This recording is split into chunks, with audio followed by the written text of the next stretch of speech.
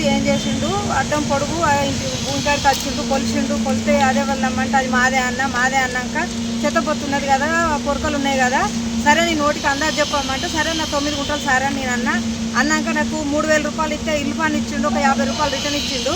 ఇక ఇచ్చినాక ఏం చేసిండు, మళ్ళా ఇక ఇల్లు పన్ను మళ్ళీ మొన్న ఇస్తానని నేను అన్నాక ఇక సాదా సబ్ టికెట్ ఇచ్చిండు.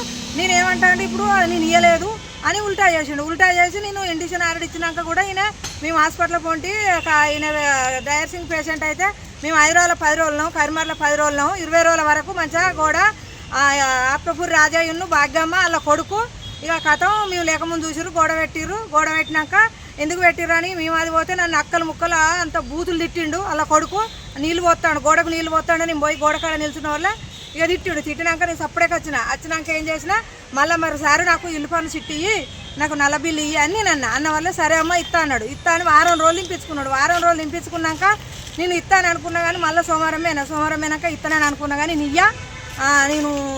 నువ్వు ఆన్లైన్లోకి వెళ్ళి తీసుకోపో అంటే మరి ఒక్కొక్కరు ఇల్లు చుట్టూ తిరిగితే ఇల్లు పన్ను కడతలేరు, నేను నీ దగ్గరకు వచ్చి ఆఫీస్కి వచ్చి నేను ఇల్లు పన్ను కడతానంటే నువ్వు ఎందుకు ఇస్తలేవు అని అంటే ఇస్తాను అనుకున్నా కానీ నేను ఈ వారం రోజులు బట్టి మరి నువ్వు ఇప్పుడు ఈ ముచ్చట ఫస్ట్ టైం చెప్పలేదని నేను అన్నాక లేదు నేను ఇయ్యనమ్మా నువ్వు ఆన్లైన్లో తీసుకో అన్నాడు. మరి నువ్వు ఆఫీస్లో డ్యూటీ చేసుడు ఎందుకు, మరి నువ్వు ఇంకా వేరే వాళ్ళు ఉంటే ఇస్తారు కదా, మేము ఆన్లైన్లోకి ఎందుకు పోతామని నేను అన్నాక లేదు నేను నువ్వు ఏం చేసుకుంటావు చేసుకో అని ఆ కథం బండి వేసుకున్నాడు.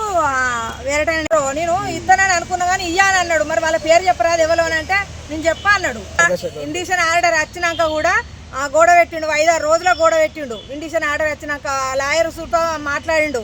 లాయర్ కూడా మన వేరేటోళ్ళతో ఫోన్ చెప్పిస్తాడు, ఇంట్లో ఇన్వాల్వ్ కావద్దు లాయరు అని అంటే వాళ్ళకి అన్ని ఆధారాలు ఉన్నాయి, నేను బరాబర్ ఇన్వాల్వ్ అయితే మీకు ఏమైనా ఆధారం ఉంటే మీరు ఎక్కడైనా చూసుకోరు కానీ అని రామకృష్ణ లాయర్ అయితే ఆయనను బెదిరిస్తారు వాళ్ళ వీళ్ళతో ఫోన్లు చేపించి కూడా. నాకు అన్ని కరెక్ట్ ఉంటేనే నేను కేసు పట్టినా ఆయన అని చెప్పని చెప్తారు.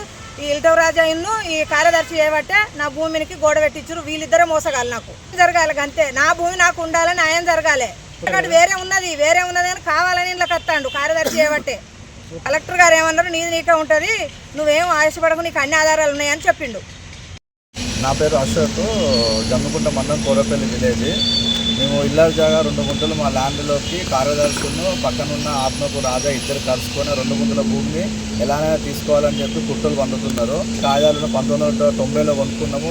మేము కొనుక్కున్న సాదాపైన కాగితం ఉన్నది, అన్ని కాగితాల తర్వాత మేము మొటేషన్ చేయించుకున్నాం. మొటేషన్ తర్వాత రిజిస్ట్రేషన్ చేయించుకున్నాం, అన్ని చూసుకున్నాం. గవాయిలు ఉన్నారు, కొన్నప్పుడు మేము భయాన్ని ఇచ్చినప్పుడు ఇప్పటికీ సాక్షులు కూడా ఉన్నారు.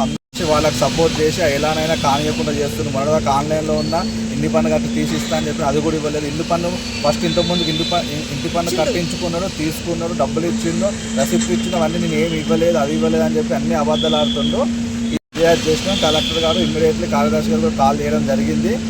ఈ ఇంజక్షన్ రచన నువ్వు ఎలా గోడ కట్టించినాడో దాని మీద ఏం మాట్లాడకుండా చెప్తున్నావు. కలెక్టర్ గారు ఎంక్వైరీ వేశారు, సానుకూలంగా స్పందించారు కలెక్టర్ గారు.